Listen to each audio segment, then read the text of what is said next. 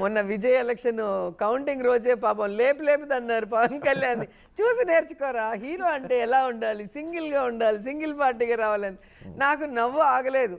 మతాలకు ఇవ్వాల్సిన ఇంపార్టెన్సీ, కులాలకు ఇవ్వాల్సిన ఇంపార్టెన్సీ, ప్రజలకు ఇవ్వాల్సిన ఇంపార్టెన్సీ, డెవలప్మెంటే టార్గెట్గా, రాష్ట్ర డెవలప్మెంటే టార్గెట్గా ఆయన అంత ప్రయత్నిస్తుంటే పక్క స్టేట్లో ఎవరో గెలిస్తే ఈయనతో పోల్ చేస్తే అట్లా అవి చూసారా? ఆయన ఫాలో అయినవన్నీ పవన్ కళ్యాణ్ గారు చేస్తున్న పనులు.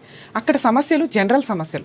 మన ఆంధ్రప్రదేశ్కి సంబంధించిన సమస్యలు, రాష్ట్రంలో రాజధాని ఒకటి ఎస్టాబ్లిష్ చేయాలి, దానికి తగ్గ భూముల సేకరణ విషయంలో చాలా ప్రాబ్లమ్స్ అయినాయి.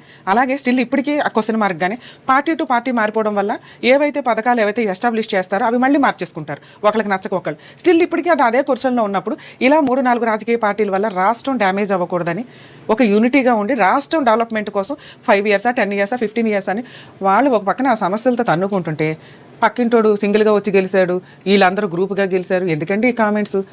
ఒక రాష్ట్రాన్ని రన్ చేయడం అంటే మామూలు విషయం కాదు. కొత్తగా ఒక రాష్ట్రాన్ని తీసుకొచ్చి దానికి సంబంధించి అన్ని సమస్యలు పరిష్కరించడం అంటే మామూలు విషయం కాదు. పవన్ కళ్యాణ్ గారితో ఎట్లా పోలుస్తారు? పవన్ కళ్యాణ్ గారు ట్రై చేయలేదా రాష్ట్ర ప్రజల కోసం? సింగిల్గా వచ్చి ట్రై చేయలేదా? ఆయన ఏమైనా వద్దన్నారా? మాకు ఓటు వేయకండి, మేము ఓడిపోవాలన్నారా? ఓటు కోసమే కదా అంతా తిరిగారు. ఎడ్యుకేటెడ్ పర్సన్స్ అని పెట్టారు. లక్ష్మీనారాయణ గారు కానీ వీళ్ళు కానీ వాళ్ళు కొంతమంది అయితే బాండ్ పేపర్స్ రాసిచ్చారు. నాకు ఏదైతే ప్లేస్ ఇచ్చారో నేను ఈ 5 yearsలో నేను ఫలానా ప్లేసుల్లో ఫలానా ఇదిగా నేను డెవలప్మెంట్ చేస్తాను, మీకు హామీ పత్రం రాస్తున్నాను అంటే కూడా ఓట్లు వేయలేదు. అంతకంటే ఎక్కువ చేస్తున్నారు అక్కడ.